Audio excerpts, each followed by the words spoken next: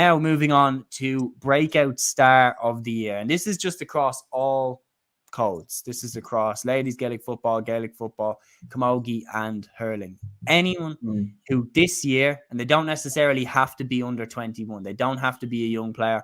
Anyone who wasn't a big player last year who's broke onto the scene this year, who would jump out at you as being just that?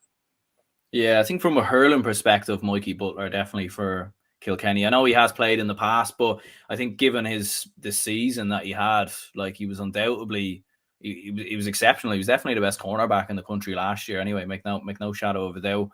I mean, like in general, his performances have been exceptional. You think of some of the work he done on Tony Kelly, I think it was in the game versus Clare, obviously in the lead up to it. So yeah, Mikey Butler definitely. I think from a hurling perspective, from football, it's definitely a tough one. All right, I think Lee Gannon would be a great show from a Dublin perspective. Like it was his first season playing senior intercounty football, and it was a difficult season for him as well because the league obviously didn't really go well, and obviously a lot of people sort of singling out Dublin's defence, and I don't really think it was anything really necessarily ever got to do with him.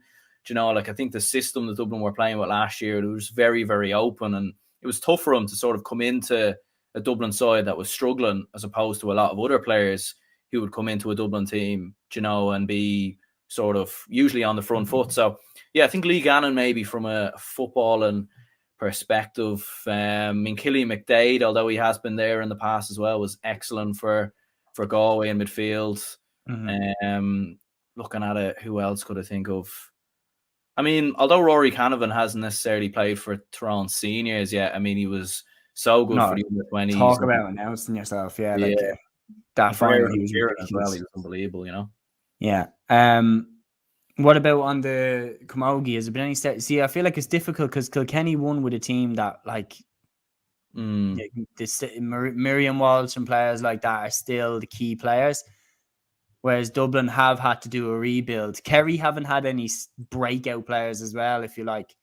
I feel like it's more for teams that are in transition that a breakout player will come.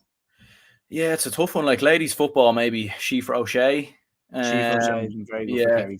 She was very, very good. Like, you could pick a handful of Kerry players. Like, it's a very young team, but I think she was very, very good from a Kerry perspective. Like, I remember in the final or in the lead up to the final, like she was in exceptional form, and she was the one that everyone was kind of singling out, sort of leading up to that All-Ireland final. Fair play for Meath for sort of keeping her quiet on the day.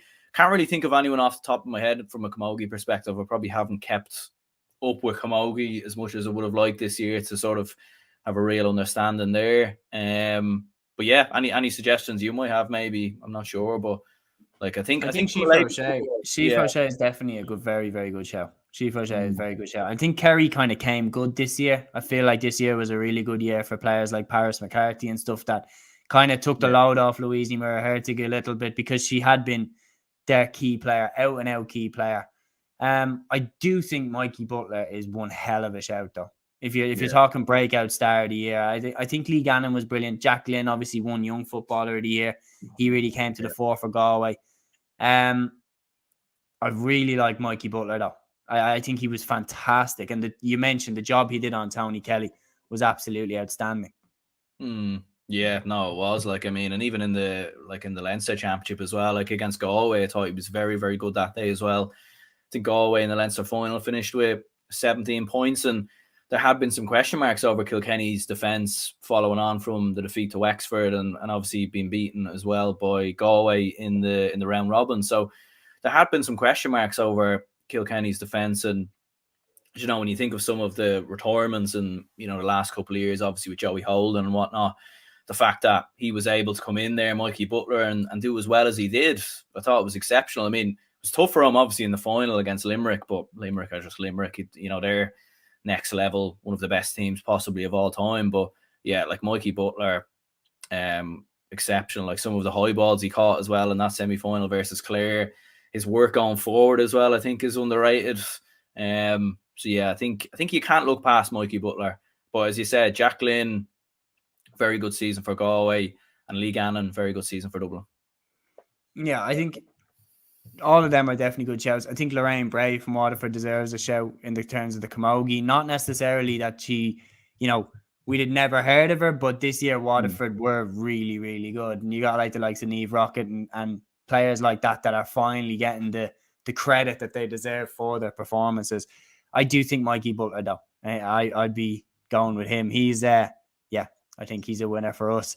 Mikey Butler, the breakout star of the year for Play on GAA's end of year